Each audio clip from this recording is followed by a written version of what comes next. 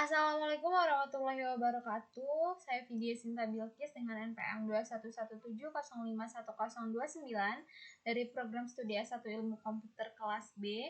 Pada kesempatan kali ini saya akan sedikit menjelaskan mengenai pengelompokan jenis operasi set instruksi dalam rangka memenuhi tugas pengantar organisasi komputer. Yang pertama kita akan menjelaskan ulang ya, di video sebelumnya sudah saya singgung mengenai set instruksi itu seperti apa. Jadi kita baca atau kita bahas ulang. Jadi set instruksi atau bisa disebut instruction set architecture atau ICA adalah sekumpulan instruksi yang dapat dimengerti dan dapat dijalankan oleh CPU berdasarkan tipe arsitekturnya. Set instruksi juga merupakan sebuah kamus yang berisi sekumpulan instruksi yang ada di CPU, serta tiap-tiap instruksi terdiri dari opcode atau operation call. Selain itu, set instruksi ini juga sering disebut instruksi mesin karena berisi sekumpulan code. Jadi, bisa kita simpulkan bahwa set instruksi itu adalah sekumpulan instruksi di dalam CPU yang memiliki tipe arsitektur yang sama gitu ya teman-teman, yang digolongkan berdasarkan tipe arsitekturnya. Selanjutnya, karena ini pembahasannya mengenai jenis-jenis operasi set instruksi, maka di sini kemarin juga udah kita bahas sedikit mengenai jenis-jenis set instruksi. Yang pertama itu ada data processing, yaitu arithmetic dan logic instruction. Kemudian data storage, yaitu memory instruction. Data movement, yaitu input-output instruction. Dan control, test and bridge instruction. Oke, baiklah, akan kita mulai bahas satu-satu ya. Yang pertama itu ada data processing atau arithmetic dan logic instruction. Data processing adalah jenis pemrosesan yang dapat mengubah data menjadi informasi atau pengetahuan. Pemrosesan data ini sering menggunakan komputer sehingga bisa berjalan secara otomatis.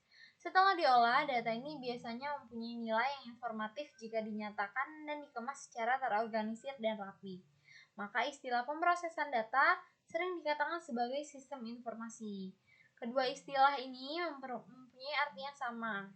Pemrosesan data mengolah dan memanipulasi data mentah menjadi informasi atau hasil pengolahan, sedangkan sistem informasi adalah memakai data sebagai bahan masukan dan menghasilkan informasi sebagai produk keluaran. Jadi data processing ini intinya adalah memproses sebuah data gitu ya teman-teman sampai menjadi informasi. Makanya dikatakan bahwa data processing ini atau pemrosesan data ini sering dianggap sama dengan sistem informasi atau dikatakan sebagai sistem informasi dengan kata lainnya, yaitu sama-sama mengolah dan memanipulasi data untuk menjadi sebuah informasi atau hasil pengolahan yang dapat digunakan gitu ya teman-teman. Oke, selanjutnya di sini ada data storage yaitu memory instruction. Penjelasannya sering disebut sebagai memori komputer, merujuk kepada komponen komputer, perangkat komputer, dan media perekaman yang mempertahankan data digital yang digunakan untuk beberapa interval waktu. Penyimpanan data komputer menyediakan salah satu 3 fungsi inti dari komputer modern, yakni mempertahankan informasi. Ia merupakan salah satu komponen fundamental yang terdapat di dalam semua komputer modern dan memiliki keterkaitan dengan mikroprosesor dan menjadi model komputer yang digunakan semenjak 1940-an. Oke, lanjut. Data movement, input-output instructors. Proses data movement ini adalah memindahkan atau dapat dikatakan membackup juga data-data dari database yang berupa data, indeks, grant, skema, dan lain-lain ke tempat baru. Tempat baru ini bisa ke dalam database baru atau memang untuk backup saja. Data movement terdiri dari 2 bagian besar, yaitu yang pertama load and upload, yaitu difokuskan untuk memindahkan data yang berupa indeks atau data itu sendiri alias isi dari database tersebut. Sedangkan export dan import itu memindahkan data secara lengkap mulai dari grant, skema, dan seluruhnya.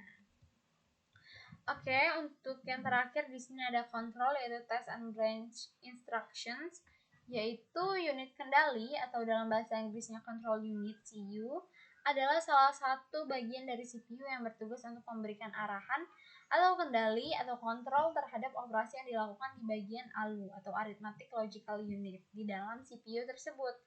Output dari CPU ini akan mengatur aktivitas dari bagian lainnya dari perangkat CPU tersebut. Baik, mungkin segitu saja yang bisa saya sampaikan. Terima kasih. Mohon maaf apabila penjelasannya kurang dan apabila ada salah kata. Saya akhiri, wabillahi taufiq wal hidayah. Wassalamualaikum warahmatullahi wabarakatuh.